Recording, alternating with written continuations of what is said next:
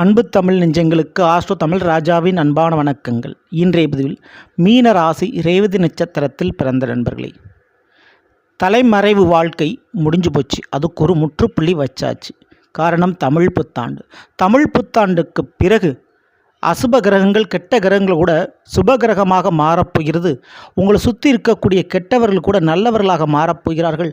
அதனால் நீங்கள் இதுவரை தலைமறைவு வாழ்க்கை வாழ்ந்திருப்பீங்க. இது தேவையே இல்லை. இனிமேல் தலை நிமிர்ந்து வாழக்கூடிய ஒரு வாழ்க்கை வாழப்போகிறீங்க. மிக முக்கியமாக உங்கள் தலைக்கு வரப்போகின்ற புது கிரீடம், அது என்ன, அது கிரீடம் என்ன, பதவி என்ன விஷயம் அப்படின்றத இன்றைய பதிவில் ஃபுல்லாக பாருங்கள். பதிவை பார்த்தாலே உங்களுக்கு தெரிஞ்சிடும்.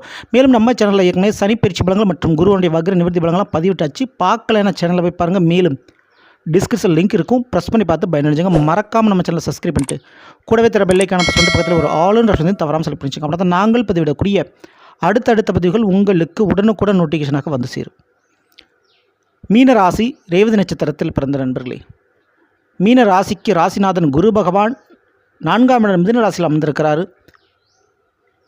இந்த ஒரு நேரத்தில் அர்த்தாஷ்டம் குருவாக இருக்கக்கூடிய நேரத்தில் தமிழ் புத்தாண்டு பிறக்க போது விஸ்வாச வருடம் முடிந்து பராபவ தமிழ் வருடம் பிறக்கிறது. ஏப்ரல் மாதம் 14ஆம் தேதி, அதுவும் செவ்வாய்க்கிழமை அன்னைக்கு, அதுவும் சதய நட்சத்திரத்தில் ஆரம்பிக்குது. சதய நட்சத்திரம் அப்படின்றது ராகுபவனுக்குரிய நட்சத்திரம். ராகு எங்கே இருக்கிறாரு? உங்களுடைய மீனத்திற்கு 12ஆம் இடத்தில் இருக்கிறார்.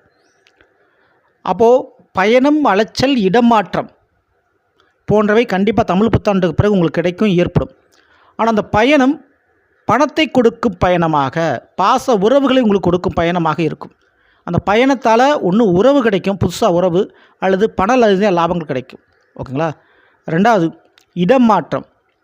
ஆமாங்க, வேலை ரீதியான இடமாற்றம் வாய்ப்பு இருக்குது. ஏன்னா உங்கள் ராசியில் ஜென்மத்தில் சனி வந்திருக்கிறார் இல்லையா? வேலைக்குண்டான மாற்றம் நடைபெறும். மிக நீண்ட தூரம் ட்ராவல் பண்ணி ஒரு வேலை பார்க்கக்கூடிய அமைப்பு ஏற்படும். வேலை மட்டுமல்ல, தொழிலில் லாபம் இருக்கும். ரொம்ப லாங் ட்ராவல் பண்ணி ஒரு பிஸ்னஸ் பண்ணுறது, வெளிநாட்டுக்கு போய் ஒரு வேலையோ தொழிலோ பார்க்கக்கூடிய அமைப்பு கண்டிப்பாக இருக்குது. அடுத்து சொத்து விஷயம். 12 ராகு இருந்தால் பாகப்பிரிவினை கண்டிப்பாக உண்டு, அது கண்டிப்பாக நடக்கும்.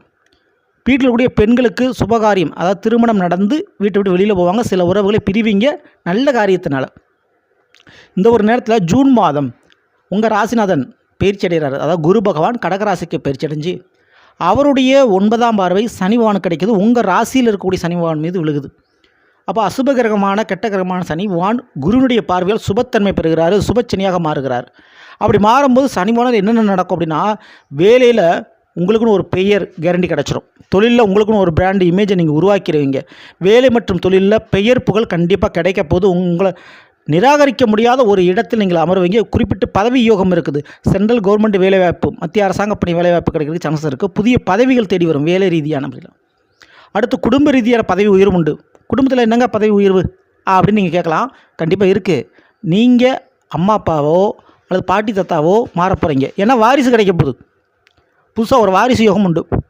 அடுத்து உங்களுடைய பிள்ளைகளுக்கு நல்ல ஒரு காரியங்கள், நல்ல ஒரு விஷயம் செஞ்சு முடித்து நீங்கள் நிம்மதி சந்தோஷம் காண்பீங்க. அதுக்கு வாய்ப்பு உண்டு. மேலும் ஜென்மத்தில் சனி 5இல் குரு இருந்தால் கலைத்துறை சார்ந்த டெவலப்மெண்ட் இருக்கும். அதாவது ஏதாவது ஒரு கலையை கற்று வச்சுருக்கீங்கன்னா அதை வெளிப்படுத்துறதுக்கு ஸ்டேஜ் மேடெல்லாம் கிடச்சி அதில் பாராட்ட பரிசு பெறுவீங்க. புதிய கண்டுபிடிப்பு, ஆராய்ச்சி போன்ற விஷயத்தில் நீங்கள் தனித்துவமாக தெரிவிங்க. அது இந்த ஆராய்ச்சியில் சக்ஸஸ் ஆவீங்க. அதேபோல் வழக்குகளில் நீங்கள் ஜெயிப்பீங்க. அதுக்கு யோகம் இருக்குது. அடுத்து இந்த சனியோடு செவ்வாய் புதனும் இணைந்து தான் மீனராசியில் அமர்ந்திருக்கிறாங்க. புதன் யாருன்னா உங்களுடைய நட்சத்திராதிபதி, ரேவதி நட்சத்திராதிபதியே புதன். புதன் அங்கே நீசமாக இருக்கிறார். ஆனால் குருவுடைய பார்வை கிடைப்பதன் மூலமாக அது நீசபங்க ராஜயோகமாக மாறும். அதனுடைய அடிப்படையிலும் மேலும் மிக முக்கியமாக வீடு கொடுத்தவன் கேந்திர ஸ்தானத்தில் அமர்ந்திருக்கிறார். கேந்திர ஸ்தானம் வந்தால் கண்டிப்பாக அது ராஜயோகத்தை கொடுப்பதும். அப்படி பார்க்கும்போது ரேவதி நட்சத்திரக்காரர்களுக்கு படிப்பில் யோகம் இருக்குது. படிப்பில் கௌரவம் கிடைக்க போகுது. வைத்து அரியர் கிளியர் பண்ணுவீங்க. அடுத்து பத்திரங்கள், டாக்குமெண்ட்டு, ஒப்பந்தம், இதில் ஏதாவது பிரச்சனைனா அந்த பிரச்சனை சரியாகும்.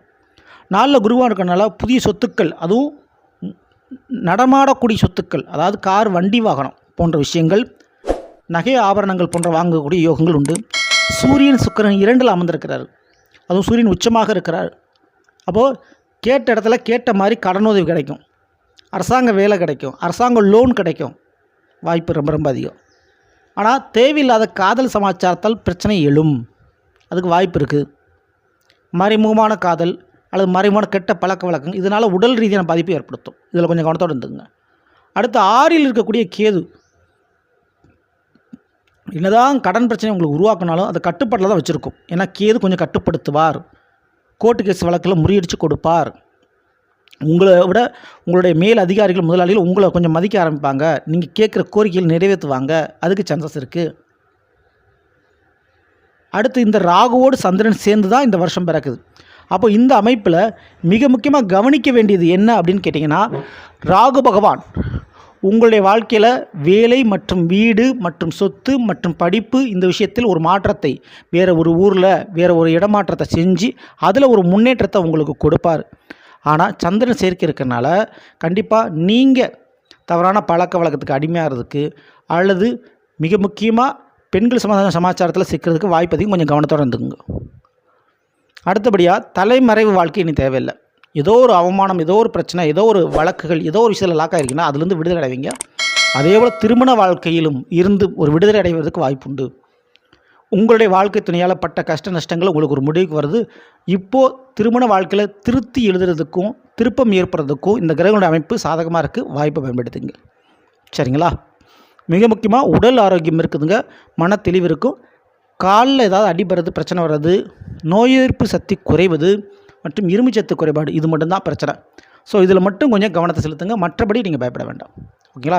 தமிழ் புத்தாண்டில் வணங்க வேண்டிய ஒரு தெய்வம் அப்படின்னா கண்டிப்பாக உங்களுடைய ராசிநாதன் குரு பகவான் தான். திருச்செந்தூர் சென்று முருகனை வணங்கும் பொழுது குரு பகவானை வணங்குங்க. பெரிதளவு நன்மை நடக்கும். வியாழக்கிழமை அன்னைக்கு முருகனுடைய வழிபாடு பல வெற்றிகளை உங்களுக்கு பெற்றுத்தரும். ஆலங்குடி சென்று குருவான தரிசனம் பண்ணுங்க. அதுவுமே உங்களுக்கு நடக்க வேண்டிய சுபகாரியத்தை நடத்தி கொடுக்கும். சரிங்களா? இந்த பதிவு பிடிச்சிருந்தா லைக் பண்ணுங்கள், மற்றும் ஷேர் பண்ணுங்கள். இதுபோல் ஒவ்வொரு ராசிக்கு உண்டான பலங்களை தெரிஞ்சுங்க. மறக்காமல் நம்ம சேனலை சப்ஸ்கிரைப் பண்ணி வச்சுக்கோங்க. அடுத்த நிற்போம். நன்றி, வணக்கம். அன்பு தமிழ் நெஞ்சங்களுக்கு ஆசு தமிழ் ராஜாவின் அன்பான வணக்கம்.